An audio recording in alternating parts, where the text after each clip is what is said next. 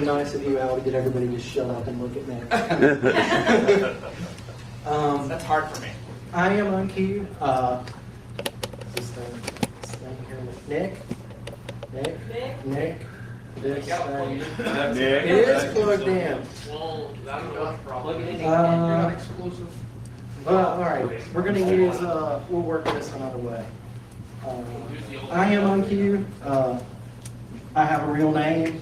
I'm not sure what really gives me, thank you. What really gives me the authority. I am not a hacker. I do not program, well, I do not know how to program in C. I was asking TXS in the lobby earlier today how to compile exploits, why I can't just download it and make it work. He got a little lesson on that. So what really gives me the authority to talk about this, I don't really know. Take it or leave it, this is what it is. I have worked in the IT industry for probably 14 years, straight out of high school, went into the IT industry. I currently work for a corporate law firm in Raleigh now, held all different types of jobs. I come to these things to learn as much as I can. I hope somebody in here learns something from this. If you don't understand something I'm explaining, stop, ask me. If you're worried about asking a stupid question, don't worry about it. We'll stick cyberspy on somebody that laughs at you. If you don't feel comfortable asking in here, you can email me, you can hunt me down. Whatever you want to know, just let me know. I have a question for you guys. How many people in here participated in this game? Show of hands. 1, 2, half dozen? I know there were more than that, but just not in the room. Okay. How many of you guys can use an FTP client? Know how to use an FTP client? Come on, that's got to be close to everybody. Who's lying? Raise your hand if you're lying. Okay, so pretty much everybody in here. I will get back to that question in a minute. I will disclaim this. I do not endorse anything that I'm about to show you. Please do not use this information to cause problems. I hope you use it to learn how to defend your own computers, figure out what your best friend has done to your computer. Retaliate? Yeah, but retaliate if you want to. Just make sure you don't do anything, I've got here, don't do anything stupid. That's good advice. Nowadays, you can buy a box off eBay for $50. You can install Windows Server for free, reinstall it every 90 days. If you're like Nick, and who's tired of hearing how poor Nick is? Raise your hand. If you're like Nick, if you can't afford a $50 machine, see if you can get somebody to give you one. Nick knows where to get all the free stuff. Seriously, if you can't find a box, you're really poor. We're Jewish to cyber. Ask me. I don't have a machine now, but I can set a machine up for you to VPN into and bang on all you want. We'll probably try to do something at the lab as well, but we can find you a machine to bang on. Please don't bang on other people's machines. This is the network overview this year. It's basically 2 machines. There's a wireless access point here you guys connect to. The flag box has 2 networks on it. One actually hosts 2 files on it, the Windows flag file and an encrypted services file. The scoreboard network runs a web application here, and that requests both of those files to get them here. That's how I keep access from the flag box to getting to the scoreboard box, because it only goes one way. The information goes this way and is served off on a web server, and it gets that information in here and then processes it.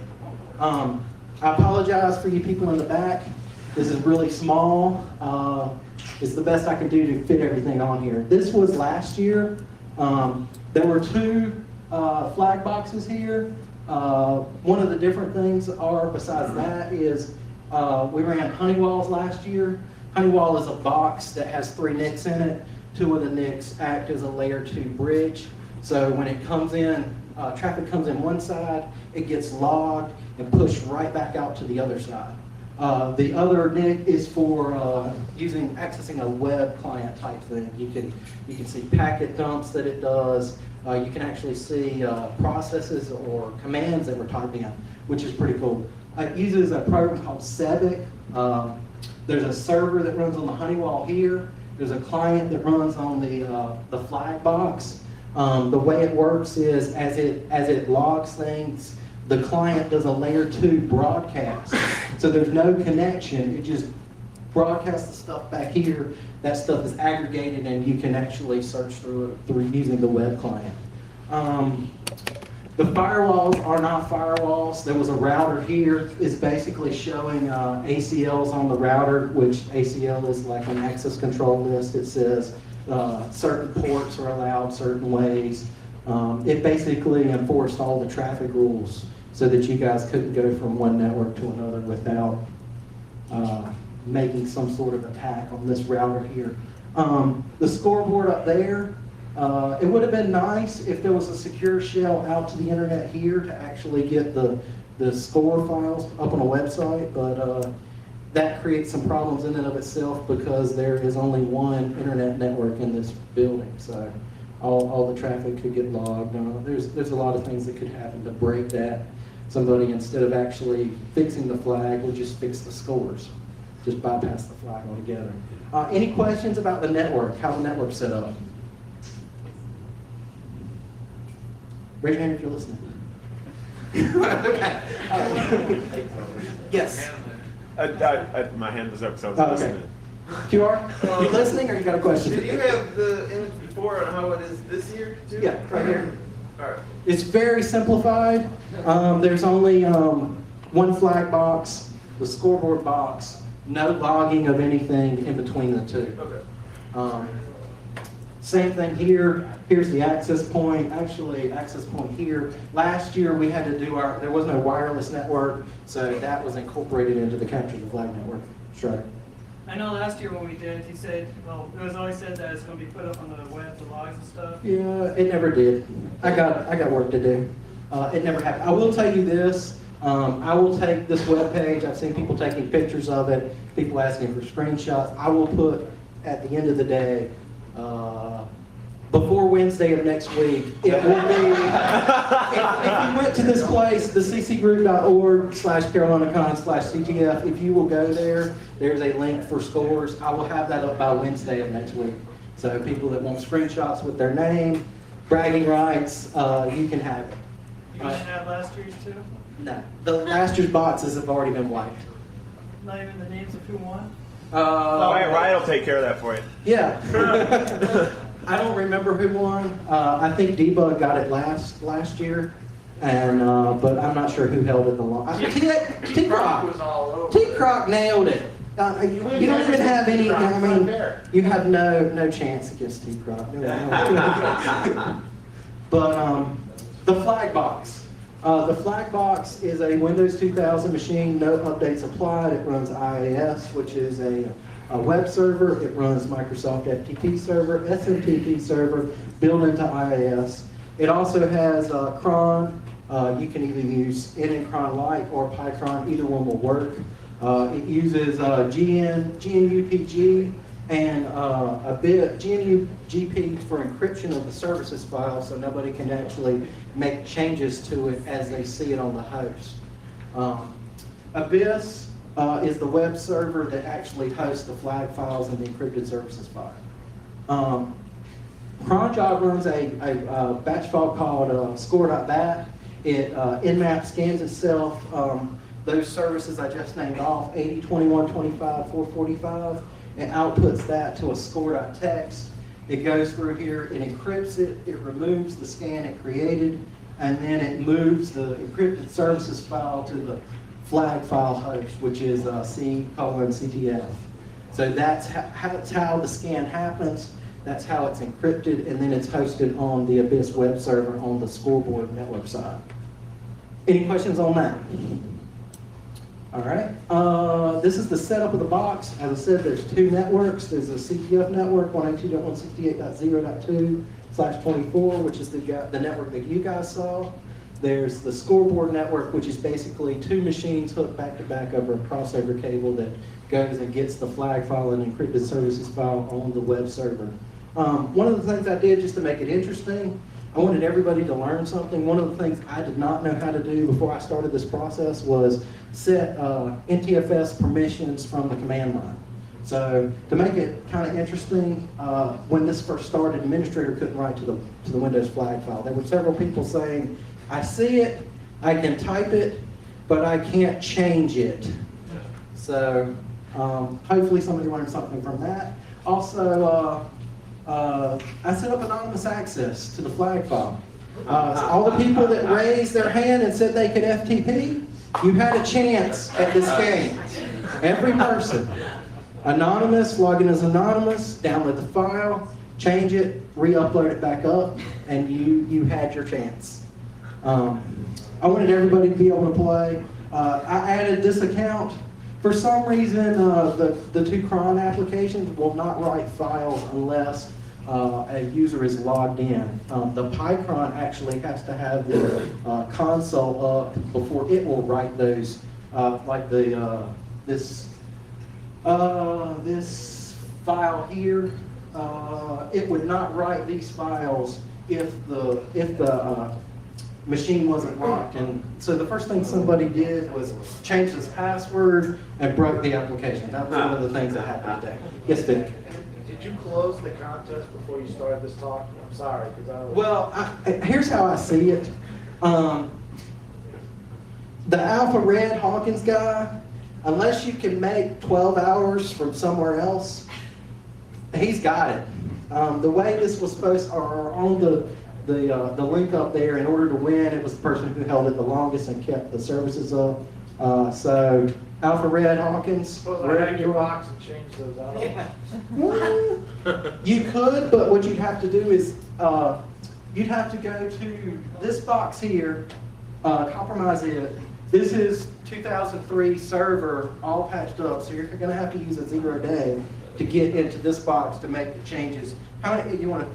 Go ahead. Yeah, that's a problem we ran into. How could we couldn't get to your 10.10.10.2. Uh-huh. Would we have to bridge your two NICs and your I flag? don't know if you could bridge the two. You probably could turn routing and remote access on, and then so that you had a route between.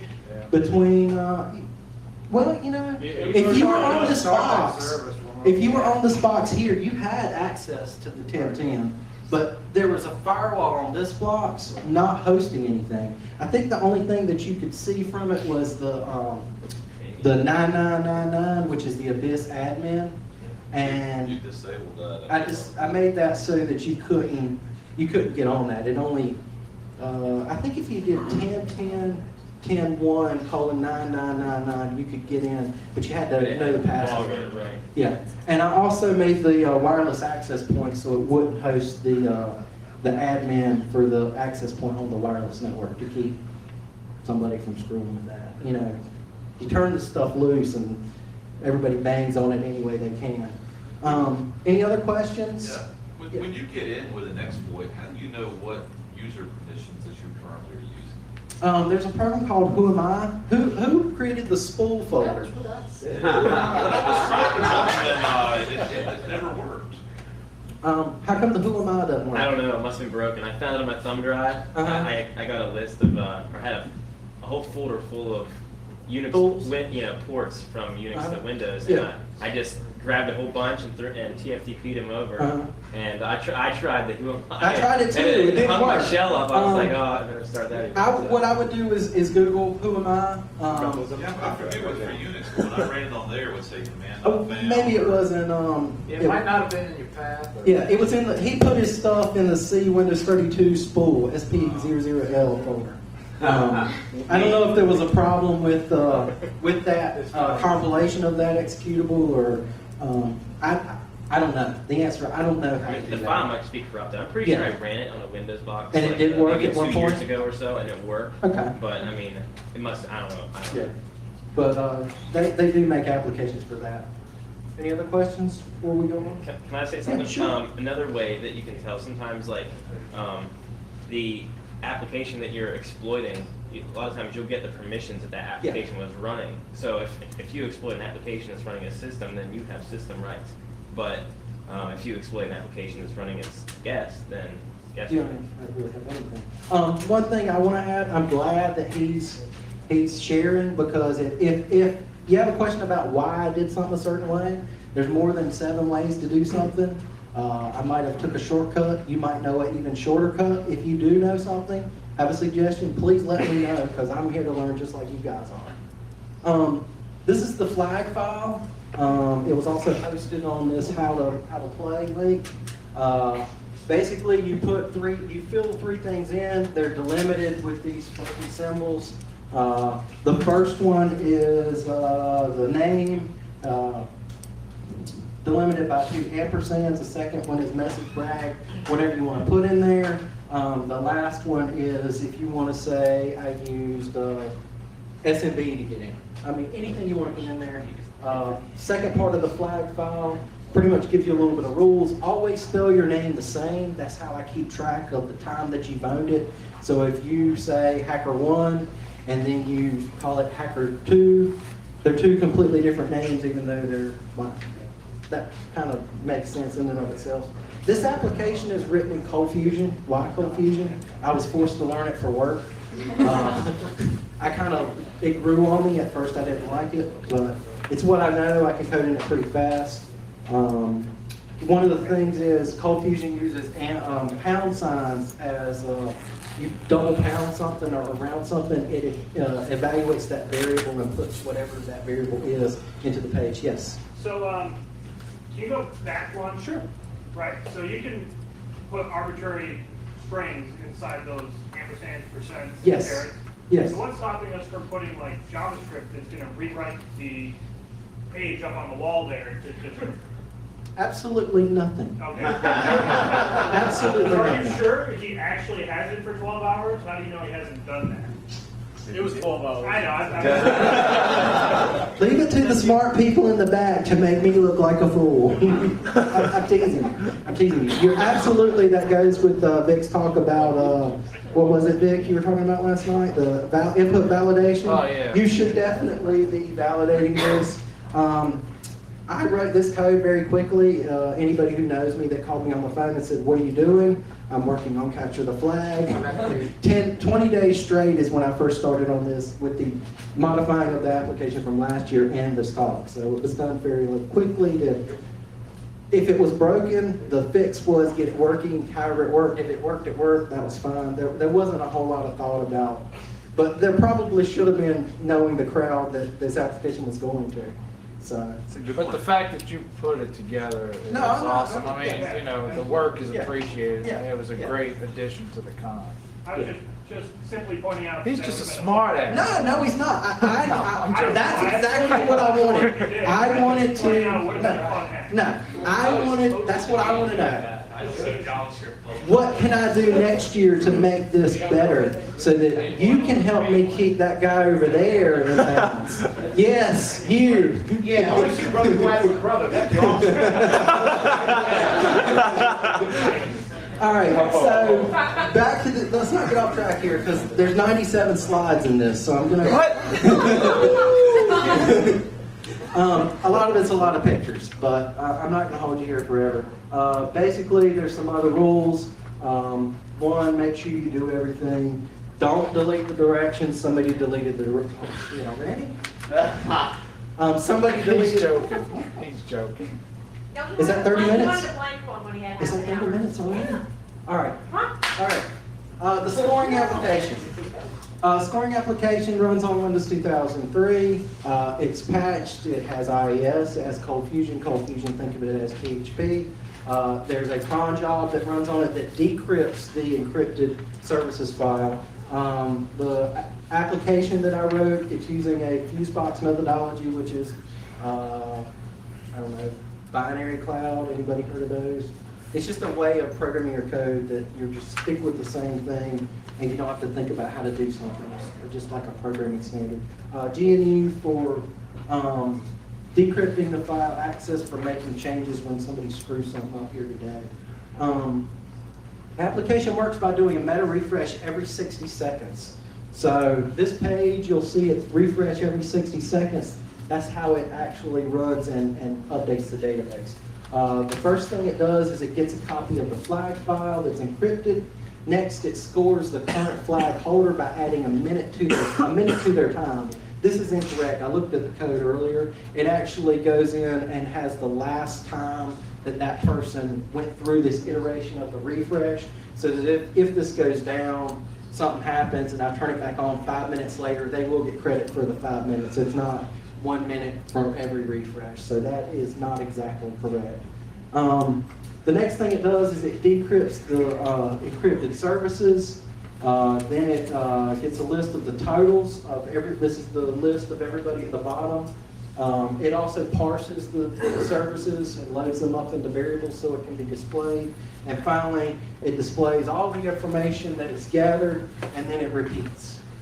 That's basically it. We're going to skip these slides with the line-by-line code review. We certainly don't. I say we are. That link didn't work. Oh, it's at the bottom. All right, additions. Additions. One of the things that should have been added, there are challenges to getting the scores updated on a web server. You could do a VPN tunnel to keep somebody from sniffing your FTP. One of the challenges you run into is this thing doesn't refresh. So as you refresh, you can program the code into that to FTP it. But when it goes to get the file, what I would do is, as it goes through the refresh, write the information to another file, then use a cron job to FTP it. That way you aren't trying to FTP it in the refresh and then it calls itself again. And then it kind of becomes a recursive loop. But then they changed that extra file and now you're uploading focus. Yeah, this is true. Well, not necessarily. Well, yeah, I see what you're saying. That's why I would do it and say, well, I'd say that, oh yeah, you're right. I see what you're saying. I see exactly what you're saying. See, there's all kinds of problems with this. That's why I didn't make it work, and that's one of the ones I didn't think of. Tools. Backtrack 2. I recommend it. It works well. This is actually a screenshot of it. It can be installed. It can be a bootable live CD. It can be installed on VMware. It was released March 6th of this year, last month. It has every tool imaginable without Nessus 3. Nessus 3, Tenable, the author of that, would not allow them to put it on there, but I have a link to get it installed on there if you want to use it. That's in some of my documentation. Backtrack has a great wiki, really good forum. If you Google problems with Backtrack, there's other forums. It's very popular. You can find it. Somebody's already probably gone down the road that you want to go down and probably already has the answers. So you can Google and find out how somebody else did it. It also works well in VMware. You can install it on a VMware machine, so then you can use both Windows tools like SuperScan 4 for Windows enumeration that doesn't run on Unix, and you can also have a VMware, so you have all the Unix tools as well. I'm going to skip this. This is basically Windows people who just want to get into this. This is how to configure an IP address, static or dynamic. These links here are to the wiki, the forums for Backtrack, and also Nessus 3 install how-to. I'll have this presentation. Actually, this presentation is on the internet right now. You can download it. It has the source code. Anything that you want to do with it, you can. It is available, and I'll give you that link at the end. The old way, I'll be the first to tell you, I can't do the old way. I'm not smart enough. But this is the way things used to work. You've got Nmap. First thing you did was you did a port scan, pick you out a service. I chose HTTP here, which is the web service. Could be Apache running on Windows. Load up AMAP, point it at port 80. You find out it's actually Microsoft IIS version 5. Next thing you do, go to Security Focus. Find your vendor, your application, your version. Scroll through, pick you a exploit out, click on it, make sure this is the version that it works on. Once you find out it's going to work, you can do it remotely or you can do it locally. Depends on if you have a shell or not, or whether you want to get a shell out to you, whether you're given a user account and then run something locally. That's the difference between locally and remote. You already have a user account on that machine. Next, click the exploit tab. Here's several compilable exploits that can be run. You download those, you compile it, you run it, you hope it works. From talking to TXS this afternoon, a lot of times some things won't work. You're missing libraries. He suggests Googling your error and you could probably find the library you need. This is on Windows. Matter of fact, let me go ahead and make this point. Everything I'm going to talk about today is talking about a flag box being a Windows machine, not a Linux machine. So if you go to DEF CON or wherever they have a Linux flag box, nothing will help you here. But I will totally make you win if it's a Windows box. So you download this file, you compile it, you hope it works. Some things I have read is that they don't want to make these files work for everybody. They'll make up some anonymous function that doesn't work. You have to know C to actually go in and, I don't know C, I can't program in C. So you have to know a little bit because they don't want people just running it on their school's computer or your buddy's computer, you never know. Anyway, Millworm is another place. They don't want your average script kid even running. Absolutely. They want you to have some skill to be able to run this. If you deserve to do it, you better have some skill to modify it to make it whatever's missing. Absolutely. Some assembly required. Yeah. Millworm's another good one. They have both remote, local, web apps. They have all different. Millworm is really great.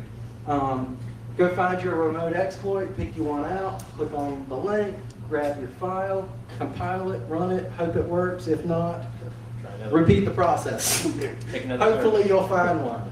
Another good way to do this, use Nessus. Nessus is a vulnerability scanner. Be sure and be nice to the computer. Do not pick like the denial of service plugins. That just kind of screws up the game for everybody. Also, if you know it's a Windows box, there's no need to run the NetWare plugins or BSD, Linux. I mean, uncheck those. I mean, be nice to some of the people. But what you can't see this here, but if you pick some of these are all the critical services that you can exploit, that are known exploits that you can exploit. If you scroll down in this box, there'll be CVEs. You can Google common vulnerability and exposures list. You can find exploits in there as well. Some of these I already went over. You can compile your these C exploits using Cwin for Windows. I learned today that Visual Studio Express is free, so you can use that as well. Linux, you can use your normal GNU-C compiler. Here's a tutorial. You can go to this after this. They've got a little tutorial on how to do it. Links to all these applications. The new way. I can make everybody in the room a hacker. Very easy. Point and click. Pick off the lowest hanging fruit first. That kind of goes down to, was the admin dumb? Did he enable anonymous FTP write access? Don't pull all your tools out when you don't have to. Try the doorknob. Is the door open? No need to drive through the front door when the door is open. Just open it. Is the device or something have a default password? There's a whole slew of these. You can Google. I can't think of what to Google, but I'm sure there's probably there's a security basics on the bug track mailing list. That's a good place to get some starting information on any questions that you might have. Use a framework. Core Impact is really cool. I've never seen it. The reason why is I don't have $10,000 to spend on it, and I don't work in the security field. One of the good things about it is it's known to have zero-day exploits in there. So if you have it for work, you're pretty much gold. Free frameworks, Metasploit, it works really well. I'll show you how to use it. Metasploit 3 was released last month. Backtrack 2 has a development version. I was not able to get it to work. Yes, Nick? Everybody that I've seen who's been trying to use it seems to be running into like library issues with Linux. I just literally double clicked on the installer and ran it in Windows. In Windows, yeah, I And asked him. It went. And Yeah. I was able to like literally a couple clicks and I had a shell in the machine. So. Another one, I I gotta- got version 3 working, but it was so slow, it was pretty much useless. I got working as well, but it's only the command prompt, there wasn't one. Yeah, mine wouldn't open no. Word version I bought. Nothing wrong with command prompt. That's all you do. I learned from Vic's talk last year something that wasn't really in the talk. He had a list of exploits for attacking the device itself, and one of the URLs had SF in it. And I'm like, what is SF? Where he had some exploits for firewalls. I Googled and found this place called Security Forest. They have their own framework. They have their own CVS of exploits. All the exploits in the tree work with this framework. I have not tried it, but I found it while I was doing research Yeah, for they this. haven't updated it lately, but it's got a lot of. Yeah, it's got a lot of exploits on there. I would say even more so than the Metasploit plugins. Definitely. So Yeah, and I that- think last year, somebody asked, what's that? And I said, you know what, I think that's the Metasploit backend, because the Metasploit backend does have more than you see in the GUI, but I wasn't, I knew what it was, but I just didn't answer the question properly. I didn't see your talk. I missed it. It was my birthday. So But I sent you a copy of the slide. Yeah, that's how I found out about it. This is Metasploit. You click on the start button, all the Windows people, click on the start button, the K, and backtrack. Go to, it's under penetration testing, and then under that there is all or something. Exploits. Let's see, this guy knows it better than I do. He should be up here. But you start the server. Once the server starts, it gets a window running. Then you open up your web browser. You point it to localhost. It runs on port 55.5. That's 5 files for those people who can't count. Scroll down. This drop down, pick your application. I picked IIS. I clicked on the printer buffer overflow. Next, I went through here. I was like, sweet, it works on Windows 2000, no service packs. I clicked that link. Next thing I did was I said I want a reverse shell. Reverse shell means it's going to do an exploit, and that box is going to send me a shell. All I have to do is listen for it. Once I click that, I typed in the IP address of the flag box. I clicked exploit. It said, sweet, I got you a shell on session 1. Click that box, you're in. Click, click, click. You're a hacker. Nothing to it. Thank the good people from Metasploit. Next thing I did was I went in and I started a TFTP server. It's built into Backtrack. I should have done this for starting Metasploit, but you go to Services, TFTP, start it up. You're now running a TFTP server on your laptop. It's running on port 69. The home directory is temp. Go to your temp folder, get your tools, copy and paste them in there. Go back to your shell. TFTP, I got CryptCat that I just stuck on that Windows box. So you're in.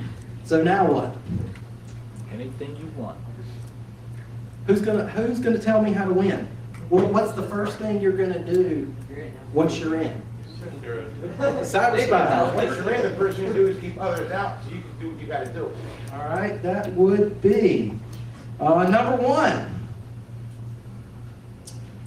Install hot fixes and service packs. Let's get that out of there. One of the good things you can do is you can download these, host them on your TFTP server. Then you don't have to wait for them to download. You might be here where you have no internet access. One of the things is you only have a command line, so you can't just click on the setup and get it to work. If you do the command line with the /Q, it won't ask for anything. It will log errors. It will actually install. You don't need to click next, next, next, finish. Another thing is if it's a server that has drivers specific to that hardware, you do a /O or OEM, override OEM. That will get that to finish and override those as well. Striker, do you have a question? I was going to mention, it's probably a good thing to make your own user account before you patch the hole you used to get in. Well, that's a good point. Get you a back door before you start. Yes, Nick? Just out of curiosity, does anybody know of a place to get Windows patches and service packs from like one of the installer for these things? Or does it seem Windows crazy? Update, Microsoft. Microsoft. Yeah, but then you gotta have like 12 different installer files. and They then make download all of them. Windows updates for like a network push type install, where you can pull them down Yeah. for later Yeah. use, one at a time. There's some stuff And you can execute them through a command line. Really? They have it set up so Yeah, that you you- can push it over a network And you with can- a certain command line switch, and it will run through there. Or with tools, you can queue chain a bunch of patches into one package. Like I Run that said, package. host these on TFTP. You don't have to wait for them to be downloaded. Download these before you go to the con. So you don't know what's going to be there, so download every freaking update you can find. Host it on your local TFTP server. All right, who's got another one? What do you do next? Nick Fury. Net user and then change the administrator password. Oh, that's a good one. Net user. Let's see, where is that on my list here? Number 8. Number 8 survey says that would work. Oh, sucks. Hang on, technical difficulties. There's There's even. you can change user passwords across the network if you have credentials to get into the box. However, that does not work on the administrator account. But if you're in a shell, Yeah. then you're not doing it over the network. All right, so much for being fancy, it doesn't work. All right, don't cheat, don't look. Do not look. Number 8.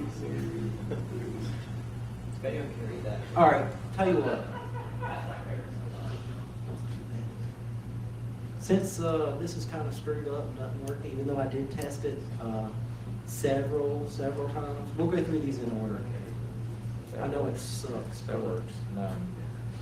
that's the way it's going to go. It'll also keep us down on time. Yeah, I'm Joe. I hate to sidetrack. Can I hook up my laptop here for Jeopardy, or should I go Jeopardy? do it. No, for the sound, or do I have to go get my speakers? Do we have sound for a laptop? Yeah. Okay, I'm done. Go back to you. And we're back. Isn't that right, Al? We're back. All right, next thing, PS Tools. Who uses PS Tools here? 15 minutes. We're going to go through this quick. PS Tools is basically tools that you can use to connect to an IPC share. Snoopy dies. You hurt my feelings. You're leaving. That's okay. That's cool. Look at him, he's smoking. Seriously, these connect to an IPC share. You run these remotely. As you can read through this list, this is what each one of them does. Links. This is a tutorial on how to use it. This is where you download it from. This is not all of them. There are several more.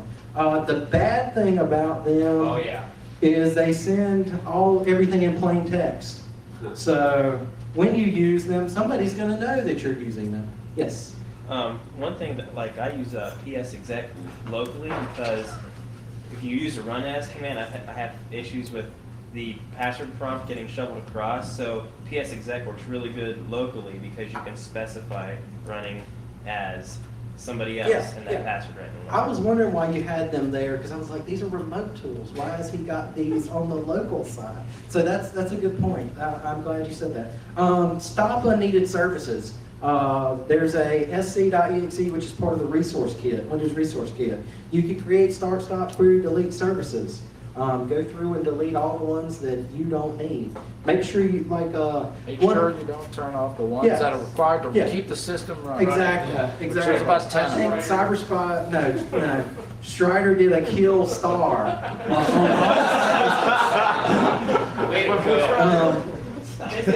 The syntax is here, documentation's here. You can download this off the internet. I've got it up there. Look for what somebody else has running. Netstat is a great command. Use the, I don't remember what these are. A is all, B is show the binaries, and I don't remember what O is. It must be run locally. This is not a Process ID. process ID. This cannot be done remotely. This is an example output of this. You see that I did this on my work machine. That's why it says machine name, domain name. But it will show the actual machine name and the domain of the member that computer is. This is the application running, and these are the ports that it listens on. Another tool, and I found this on what's his name's spool folder. FPROC works really well. It's by Foundstone. Basically does the same thing. Must be run locally. It does give you pass. The netstat, as you saw, just gives you an executable. This is an example of an FPROC output. So you can find somebody's back door and go delete it. That's the good thing about FPROC. Task Kill, that is supposed to be built into Windows. It worked on my machine at work. Only XP. That's why I had to kill Okay. kill.exe in this. Okay, because then I tried it on when I got over there and I was like, that worked on my desk. And mount vol is a command that's built into Windows, which is good to see what all drives are attached without actually physically or typing the command in. Cool. That's another good one. Another one of these things, if we were, what? Are you making gay jokes again? No, I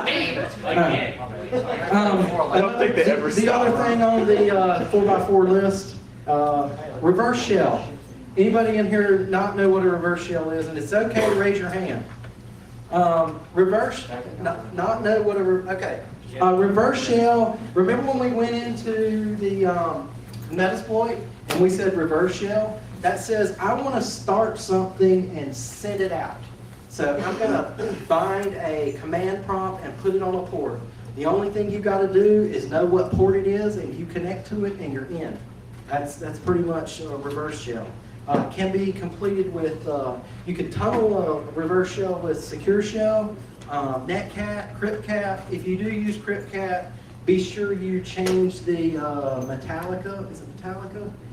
I think it's Metallica is the key in cryptcat. You need to change it in the source code. Otherwise, when you go to execute it and you change your password in it, somebody's going to see it with your FPROC because you've got to specify it at command line. So somebody's going to get... SDB is something I found in Backtrack. It works just like cryptcat, but I've had some issues. Like it doesn't seem to be 100% stable, but it's there. I couldn't get cryptcat to do a reverse shell. Yeah, I don't use cryptcat because I've always had issues with it. SDB seems to work a little bit better, but It still has issues with problems? Too, yeah. Do you change the password? When you Yes, compile it? you can specify a password with SDB using the tag K. Yes, Switch. but the issue with that is everybody can see it. Right. When they see your Right. services running. That kind of. But what you can do is you can create. A batch file or something? Well, and you run a batch file? can use SDB and then run another SDB within SDB. And then Yeah, kill that's the a good first idea. one. That's a good idea. That's a way to get around that. It can also be done in Perl. All four of these are covered in this link. Go get it later if you want to do it. Rootkits. Install a rootkit. Everybody's got to know what a rootkit is. They've heard of a Sony rootkit? Yeah, you got to see hands in the back. One of the most common rootkits is Hacker Defender. The guy that writes it he sucks. He does suck. He's a douche. Really. He will, I don't know if you've heard about him or not, but he will actually, yes, you. He will actually, he's in the Western European countries. You call him up, I got $5,000. He's like, oh, dude, I'll recompile this thing for you. It won't be caught by anything. What do you want it to do? What kind of information you want it to grab? I'll hook you up. We got all kinds of plugins. You can download this thing. Please don't support it. You can download it to play with it though. If you Google this file here, you can find it. Be sure you turn your Norton off because as soon as you download it, it's gonna quarantine it. Rootkit information. Along with half of the stuff on my Look at this interview. This will show you the mentality of this guy and why he sucks. There's a book on rootkits. The link there, it's all right there. Holy Father _ That's his name. Holy Father is what he goes by. As good as it gets. Manual rootkit detection. This is pretty cool. It can help you find. You can use it to not only find rootkits but find other people's processes that they've written. Automated rootkit detection, rootkit revealer, Blacklight by F-Secure. This is one of the things that I thought was the best thing since sliced bread. Anybody heard of Windows Management Instrumentation Command Line? There's a few people. I thought it was great. I will say that None of the information's on this slide I came up with. I ripped it from somebody else. I did email him and asked him, I emailed his Yahoo account, asked him if it was okay. I never got a response back. The webpage I found it on was dated 2004, so he probably didn't check that Silence email. equals agreement. But, yeah, exactly. This guy is SCOTUS. He works as a day job for Intel Guardians. He's also an incident handler at Internet Storm Center. He's written some InfoSec books. This malware fighting malicious code is probably pretty good. I have not seen it. This is where I first heard about it. There's a webcast that has a PDF you download. It's freaking awesome. Got a typo on that slide. Thank you, Vic. Vic is the spelling Nazi, and he gets me every chance he gets, but it's a growing game. It's fun now. This is pretty cool. This is built into every professional copy of Windows. It is not on 95, 98, or XP Home. You run WMIC the first time, it says it's installing. WMIC process list brief, you can do a find command. So if you're looking for a certain executable that's running, it will show it out. There's also a pipe it defined string. You can do regular expressions, command, or P. You can write regex for all the PS utilities. You'll see them as soon as they pop up. Yes, Cyberspot. So that's like grep then? WMIC is like grep? No, not at all. Fine string. Grep. I don't like the grep. Find is like grep. But this is grep from here to there. WMIC will give you a list of processes running. Okay, gotcha. Typing it to find is like doing ps-aux pipe to grep and find it. Well, WMIC can do all kinds of. Yeah, I'm gonna get in. It does all kinds. Yeah, It's really cool. It gives up the kitty. Trust Yeah, me. yeah. It does get up. Somebody's laughing. Even his phone's laughing. That's how funny that was. This is an example of the output. You get, if you do the command line, you get the path. This is built in. You don't have to install anything. You don't have to TFTP anything over. You get the path. You get the process. You get the process ID. Another thing it does, you can do like a top. You can. Oh shit! Man, the good thing is I'm the last one. You gotta go do trivia after me. I'll run through these. Who too? Don't truncate your music. All right, I'll run through these really quickly. If you are interested in this, you can Take another 5, dude, please. Yeah, we'll credit it. The equivalent of kill-9 for Windows, you can do the WMIC process. Delete the process ID. You can say delete where the name is. Command.exe. Yes. No question. You can also yes, Professor. This is only on an enterprise or professional version? Yes. Yeah, no XP Pro, not XP Home or 95 or 98 or any. This kind of trumps the old net user command. You get SID information, you get everything about the user.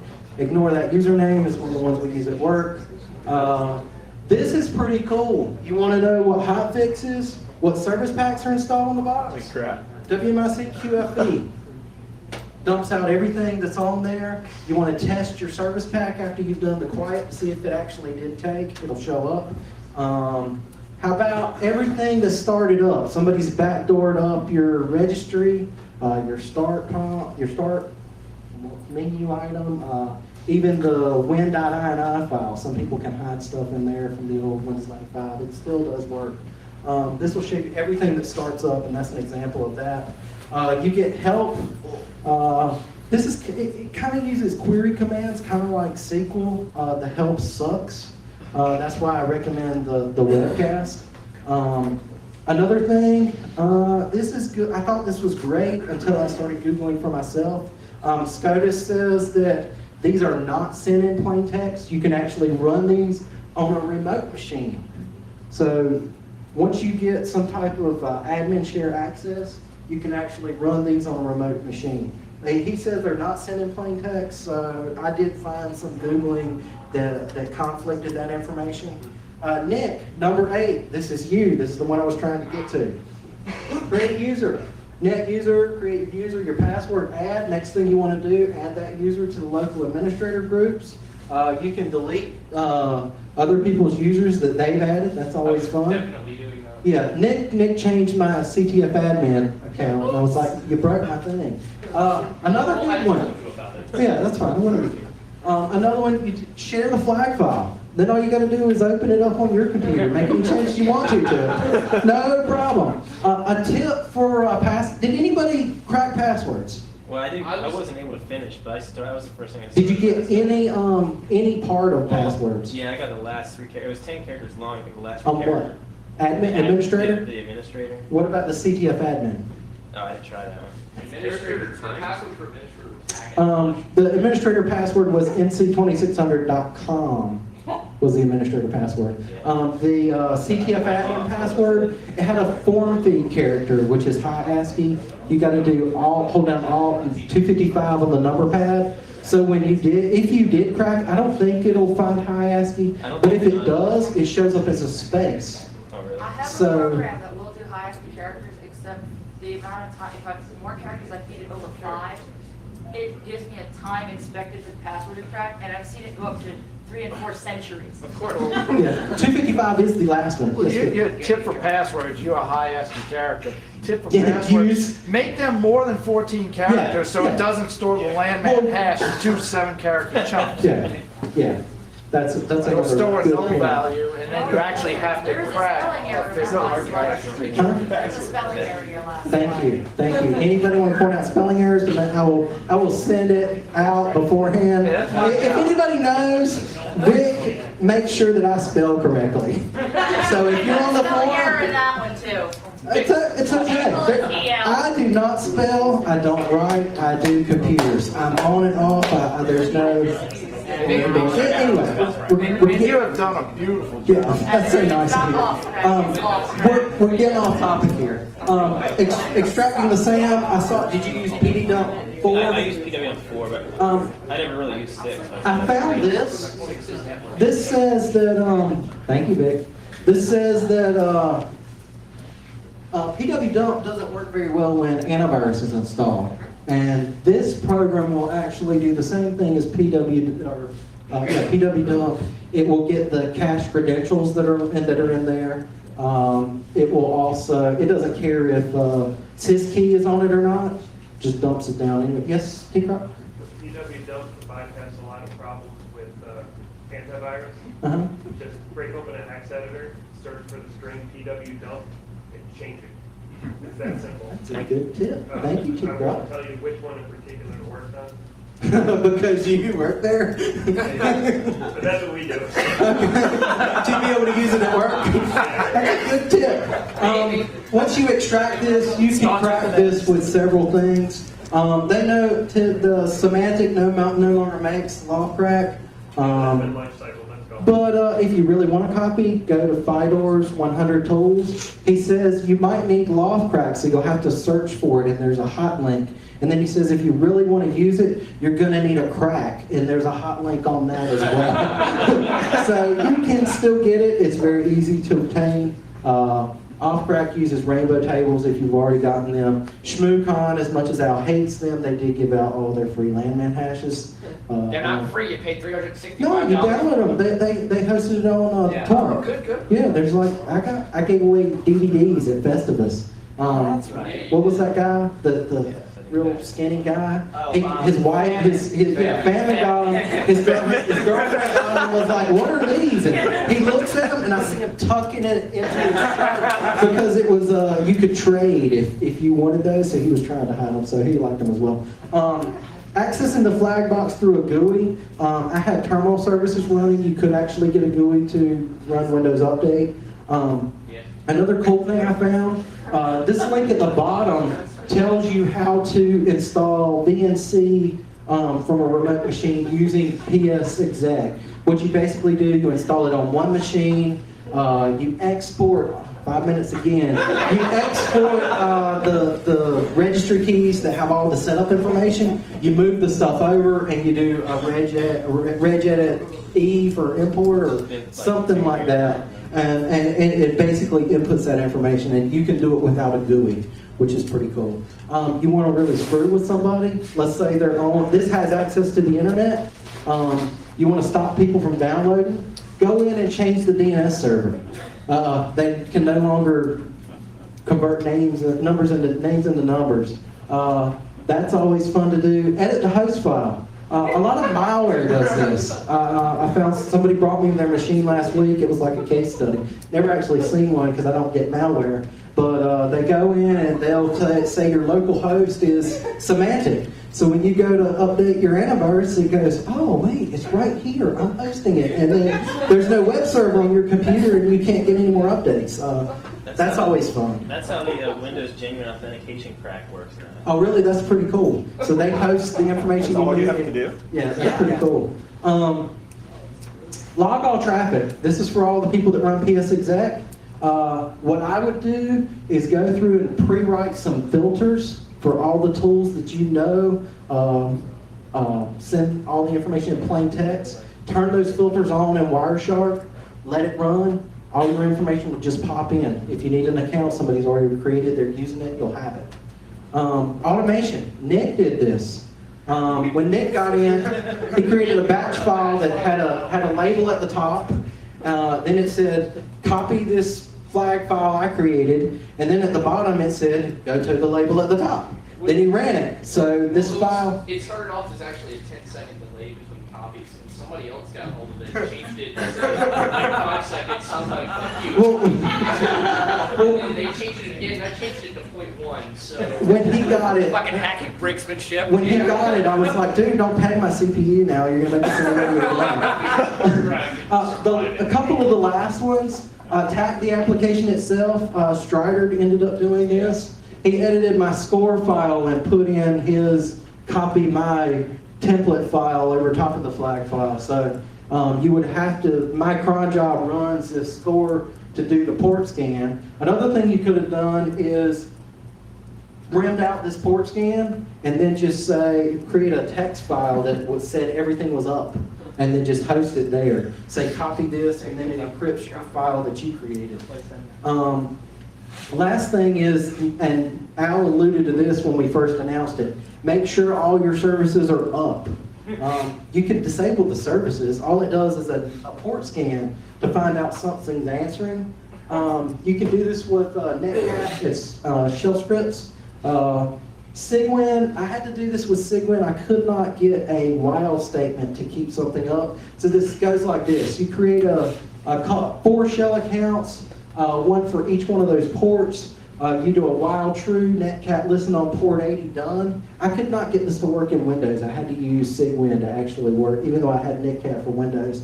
You create these 4 shell accounts. You create a services account, put those 4 services file, put those 4 files in that services file. What this does, this says, okay, forever, I'm going to answer on port 21, no matter what happens.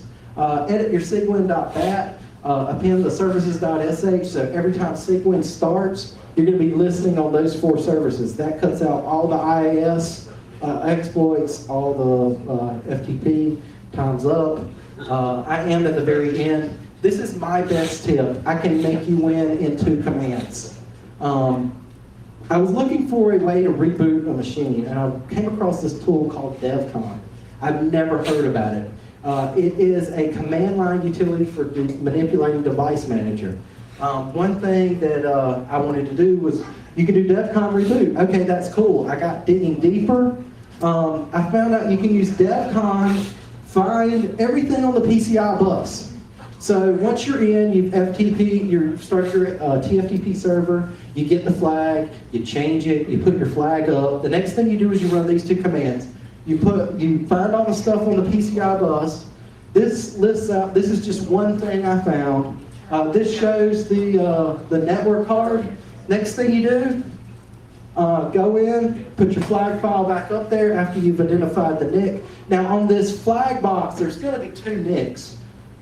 I don't know how you figure out, I don't know if DevCon can tell you what IP, but it really doesn't matter. Next thing you do, you say, disable the capture the flag NIC. So nobody else can get on that network because you just disabled the NIC.